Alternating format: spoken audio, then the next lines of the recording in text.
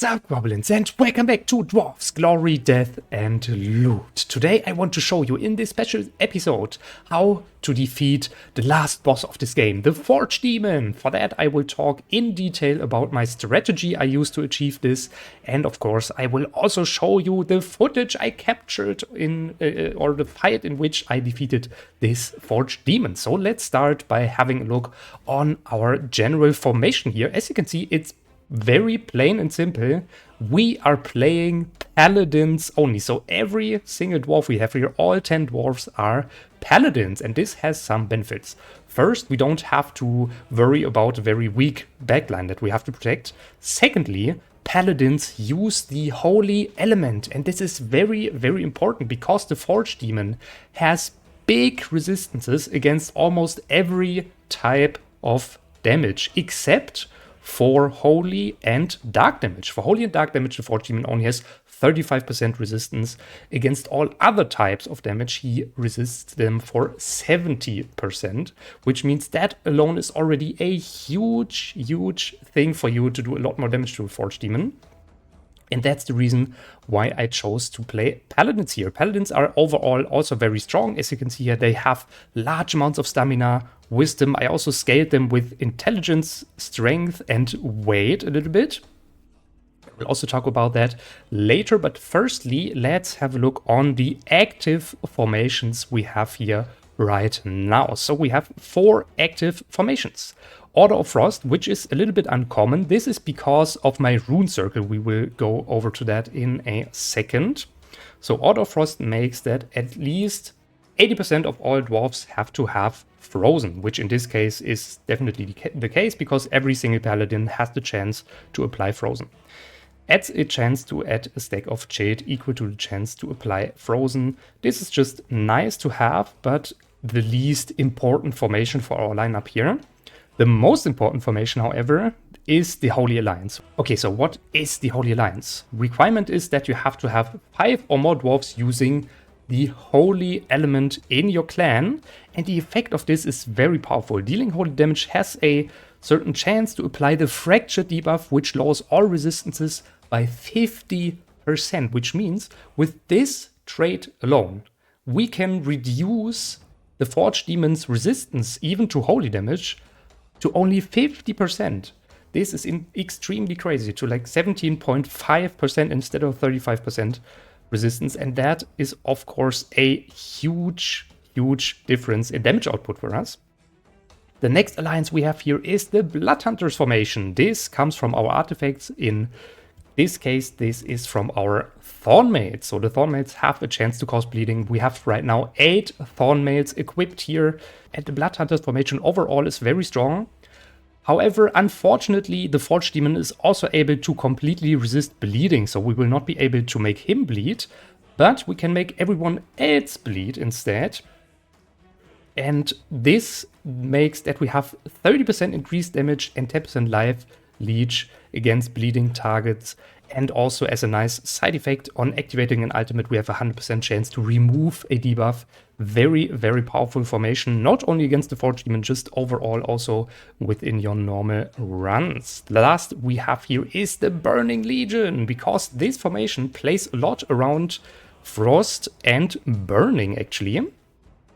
This makes that we have an increased base chance to apply burning by 10%, and also this is the huge part. Burning damage is increased by 50%. Burning damage is by far our biggest damage source in casual rounds. So this is very important for us to survive in casual rounds. And this is also very important for us because the Forge Demon has a certain trait which makes him summon champions, chieftains, or other orcs to support him. And so even though the Forge Demon itself also resists like bleeding, he also resists burning, but at least we can use this to get rid of all his summons quickly. You will also see this in the Forge Demon fight. Okay, now let's go over, before I talk about my artifacts and parts here. Let's go over to the Rune Circle. So if you follow my channel for a little bit longer already, you should already know this Rune Circle because I used this Rune Circle already in my Paladins only Let's Play. This is where this Rune Circle comes from. I simply copy pasted it with one single thing I changed here. I took in more Judgment runes. So the Judgment runes have a very good effect for us here. When using an ultimate, has an 80% chance to cast Smite on the lowest health target within range.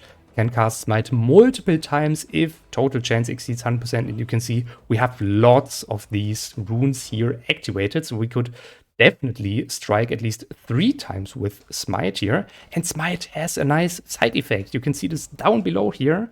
Smite deals strength and wisdom damage. So this is perfect because we already scaled our dwarves with strength and especially wisdom. And this is the important part, damage increases by 1% for every 1% of the target's missing health. So the more damage you do, the further you can scale your Smite damage on the Forge Demon, which will highly support you. And of course, Smite also does holy damage, which then is also perfect for our formation here. So this is so much about the support runes. In terms of defensive runes, we have basically only block runes here.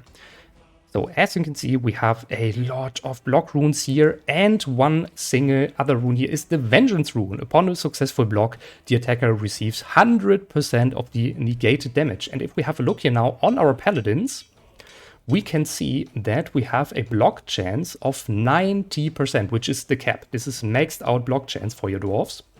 So that means 9 out of 10 attacks will be 100% reflected back to the attacker. And of course, against the Forge Demon, who does a lot of damage, this is also very powerful as a damage source. And this is also very, very good to make your front line, of course, enormously tanky. Because Paladins have a special thing.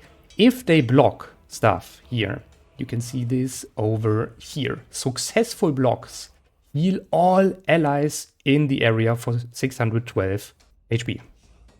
So in this case, you can see block does 2 things. First, it helps us to reflect damage and to just avoid damage on ourselves, and it even completely heals up our front line in the same time, which is just crazy good if you play Paladins with this combination together.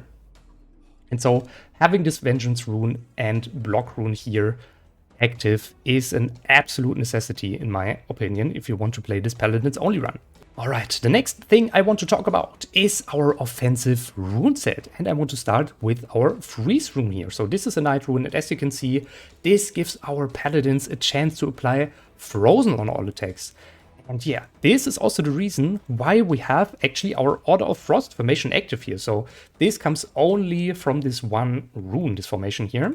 And as I said, this is a night rune. And now you say, but Gobbo, you are playing Paladins, not Knights. But Paladins always benefit from Knight or Priest runes. There is no such special Paladin rune or something like this. You won't find that if we go in here. So we only have here Knight, Priest, Warrior, and so on. So if you want to buff your Paladins, always go for either Knight or Priest runes. They will also benefit from that. The second rune that is highly connected with this one here is our Frostfire rune.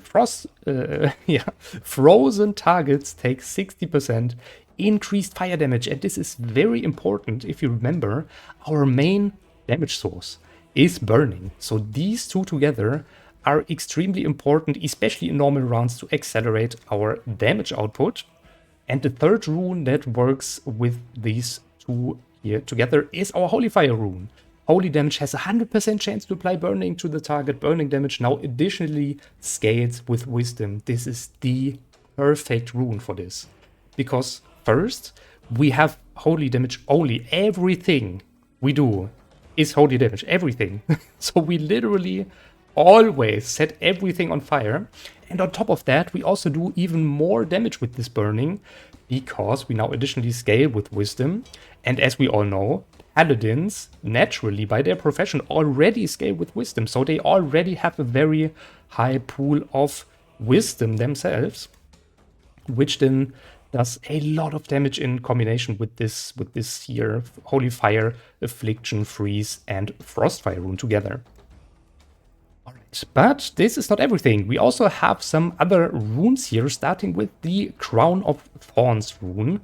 A very, very good rune if you have a big source of thorns, which we have because we have many thorn mails. If a dwarf has a source for thorns, emits 400% of thorn damage every 4 to 5 seconds to deal damage and cause bleeding in an area. This is why we have our Blood Hunters formation active here. And this is also why we are doing a lot of damage with our thorns later. Alright, and the last set of offensive runes here are Inquisition runes. So Inquisition runes are pretty straightforward. Holy damage has an 8% chance to cause a holy explosion that deals additional holy damage based on wisdom in an area. So this is an AoE effect that even helps us to do a lot more damage, especially against larger groups of enemies. Alright, so much about our most important runes, but there's one small set of runes that's still missing. That's our economy runes. So, and mostly for economy, I went for the treasure hunter runes. Yes, if you follow my channel, you know I'm a big fan of these. So they basically just increase the chance to encounter treasure cards by 40%, which helps you a lot over the course of a few hundred rounds to gather very high graded mithril to upgrade your material more and faster. Okay, and I also have one minor rune here, which increased the base chance to obtain mithril from battles. Actually, after playing all of this, I would suggest to even go for something else. I would suggest to either go for this one here, the Challenger rune, increases chance to encounter Orc Chieftains or Orc Champions. Or where was this here? If you want to use a little more beer, you can also go for the Brewmaster rune. Increases the base rate at which beer for the tavern is gathered from battles, because this is a little obsolete since we already have so many treasure cards here, and sometimes I found it hard to find enough Orc Champions to get enough money. But unfortunately, of course, I wasn't able inside this run to change this rune anymore. But so much about the Rune Circle. You can also find, by the way, this Rune Circle on my Discord server. So if you want to try this yourself, if you say, hey Gobbo, this is the perfect lineup for me, you can find this Rune Circle on my Discord server. Simply copy paste it and then import it into your Rune Circle over here. Alright, now that we know everything about our Rune Circle as well as our formations, I want to talk about the gear I used on my paladins here a little further. And what we are using here in terms of standard equipment is the Justice Hammer, the Holy Crown, the Holy Mantle, and the Sentry of Heaven, so just the standard paladin set, which is also giving us another Holy Authority set bonus, the Crusader Hammer. This is an AoE attack that activates with every ultimate activation. And interestingly, this scales in damage with the trait Weight. So very interesting. That's also a reason why I highly hyper upgraded my dwarves for weight. So you can see that my dwarves are very heavy here.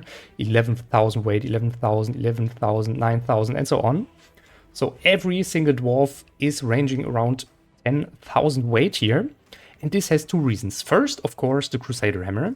But secondly, it's very important to have this as some kind of pushback protection. So since we don't have any backline, we are not able to shoot the enemy from afar, and thus we are highly dependent on sticking to the enemy, especially to the Forge Demon, of course, like Lou. We really have to stick to this boy and just hammer him in melee combat. And so we need this weight for some pushback protection.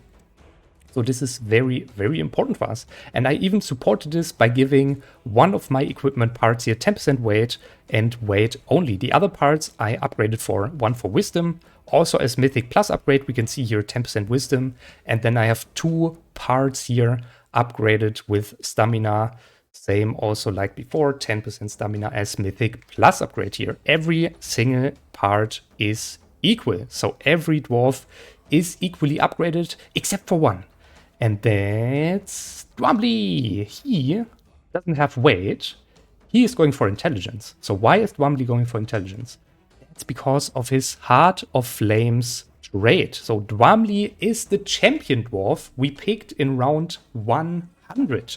And he is a little bit special because he is his complete build is working around burning. That's why he has this Heart of Flames trait here. Deal 100% damage to burning targets. This is the first thing we have equipped here. And as an artifact, we noticed that I equipped the Ashbringer ring to him.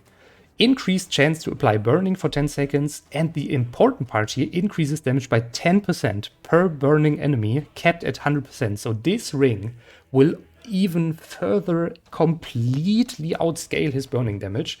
It's absolutely crazy. If we have a look here on his burning trait here, he does 241.2 fire damage every 0.5 seconds. This is very, very important to take down, especially the Forge Demon summons later. Because as I already said, the Forge Demon itself cannot burn, but his summons surely can. So this is why Dwarmli is a little bit special here. In terms of other traits, I do have some with Sharp here. Sharp, very good, because Sharp as a trait for your dwarves. Can we see this over here? Yes, over here. This grants your dwarves additional crit chance, and they have the ability to execute targets below 10% max HP on critical hit. And this even counts for bosses. So you can also crit bosses, and if you crit them, you can also execute them, which of course is enormously strong. So that's why I always have at least one sharp dwarf in my lineup here. And on top of that, I also have some prodigies here, just overall very nice to scale with traits. Prodigies, absolutely good. And also some with wise. Why wise? Because on wise, I activate my ability more often. And with my ability activation, I can benefit more from my judgment rune. Exactly. So this is activated every time I use an ultimate. And this will cast even more smites on the enemy and thus doing a lot more damage. Okay, so much about our traits here. What do we have in terms of artifacts? So we see a very big mixture of artifacts. We have some thorn mails equipped here. This is our most common one. As you can see, 8 thorn mails.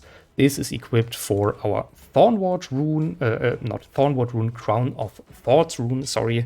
And of course also to activate our Blood Hunters formation. And as the second most common item we see here, blueberries. Okay, why blueberries?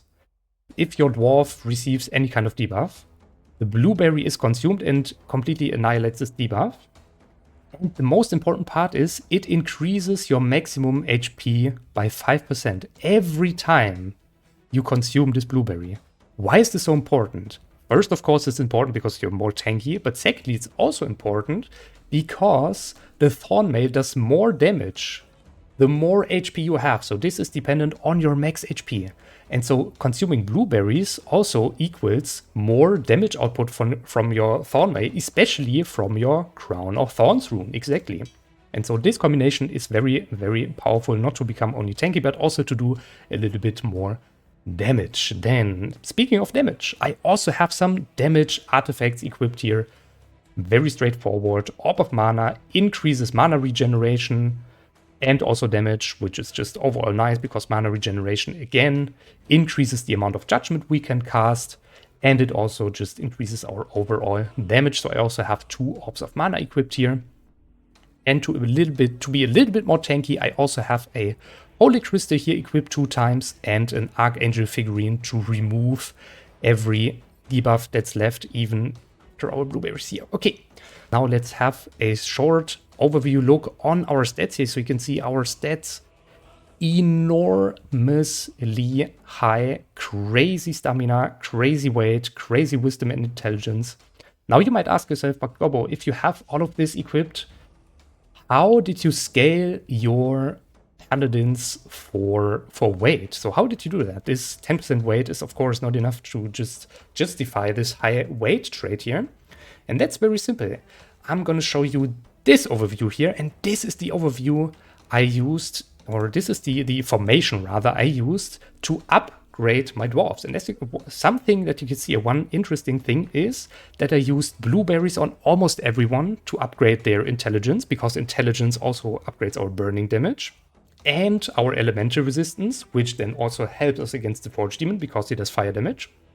So we have increased fire damage with intelligence and also increased burning damage in retreat, which is just overall very nice. And secondly, we also notice that I have hem hocks here equipped. And this is the important part. So hem hocks, let's see the effect. Hem hocks are unique items that will be activated every 20 seconds during a battle. Once they're activated for 10 seconds, you have a regeneration buff and also a damage buff. But the most important part is gain plus 30 weight after battle if the full hamhock was consumed. And this is how I leveled up my paladins. I always, every match, I gave them this hamhock. And so that's why you can see these high weight numbers here, 11,000 to almost up to 12,000 weight here sometimes. Okay. Ooh, that was a lot of theory. I'd say this is it for now. I want to show you now the footage about the Forge Demon, and after that we will talk a little bit about the Arkenstone, because I'm pretty sure you haven't seen that as well yet. So let's go into the fight. I'm super excited to show you this.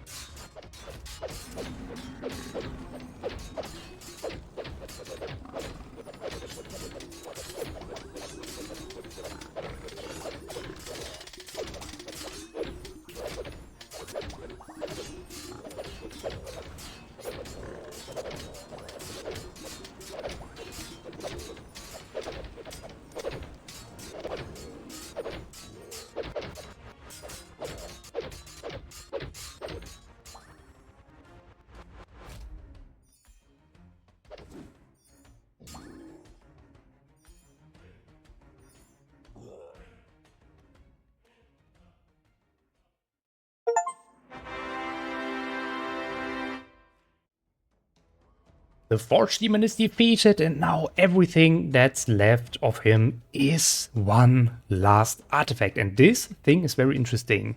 the Arkenstone. So let's have a look on this special drop here. I'm pretty sure you haven't seen this one, especially not on mythic quality, because this is very, very rare to obtain. I think on Steam we have a achievement for this, and not even 1% of all Dwarves players have this achievement on Steam. So it's really, really rare to see. And the Arkenstone, of course, is a unique item which converts all damage to holy damage.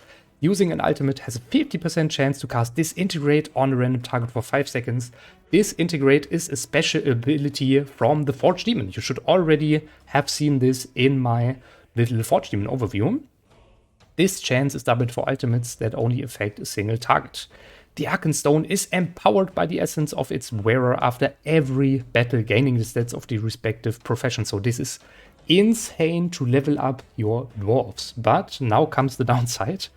If the bearer falls in battle, the stone is degraded by 1 quality tier and loses 10% of its accumulated stats. And this is huge because upgrading the Arkenstone is extremely expensive. So I think to level it up only from legendary to mythic quality, I spent 38 million gold just for this one upgrading step, for this one quality difference. But here comes now another interesting part. At mythic quality, that's why I even upgraded this to mythic quality, the Arkenstone grants access to the Dwarven Black Market, which replaces the Advanced Profession Shop. And of course, I also want to show you this Black Market. Okay, let's see.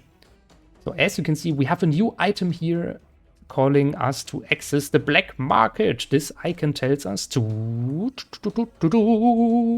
obtain every single item in-game. We can even obtain the Potion of Growth and the Potion of Rebirth now. But of course they are very, very, very, very expensive. So the Potion of Growth costs 5 million gold to buy. But hey, this is a very nice method to definitely get your hands on Potion of Rebirth and Potion of Growth. I'm not sure if it's so much useful for the rest of the stuff. There are some items here that can only be crafted, for example, like the Demon Hunter stuff here, so it's easier to get your hands on these. But overall, I'd say this Black Market is mostly useful for Potion of Trades, Potion of Rebirth, and the Potion of Growth, and also maybe this Mithril load, which basically just converts your money into more Mithril. Okay, this is everything I wanted to show you in this little guide video here. Please let me know what you think about this in the comments. Also remember, if you want to know more about this, remember to watch my Paladins only Let's Play. Then you will also see how this Rune Circle here developed. And of course, if you want to know more about this Rune Circle, please visit my Discord server. You're also able to import your own or my Rune Circle into your own run there. That's it for today's episode. Thank you so much for joining in, and I'll see you next time. Bye bye.